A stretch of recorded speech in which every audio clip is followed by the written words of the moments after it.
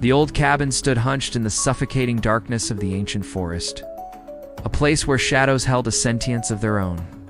A chill deeper than the autumn air permeated the rotting wood, whispering tales of isolation and a hunger that defied nature. Elias, a man broken by grief and driven by a desperate need for solitude, had sought refuge in this forsaken place.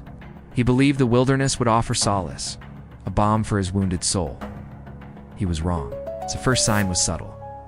A set of tracks in the snow, too large to belong to any known creature.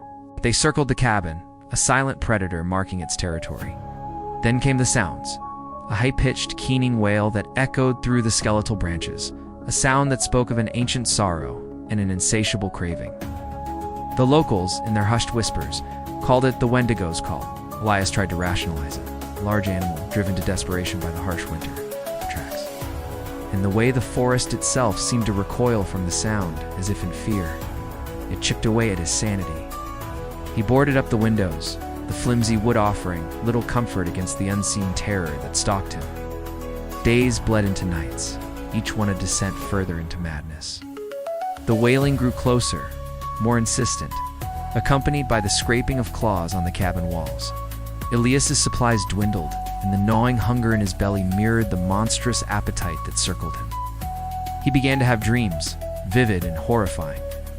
Dreams of a creature, tall and gaunt, with eyes that burned like dying embers, its flesh stretched taut over bone, its breath smelling of decay and a hunger that transcended the physical.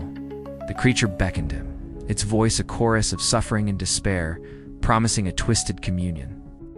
One night, the cabin door splintered. Elias, armed with a trembling axe, faced the nightmare made real. It stood in the doorway, framed against the swirling snow, its form shifting, indistinct, yet undeniably malevolent.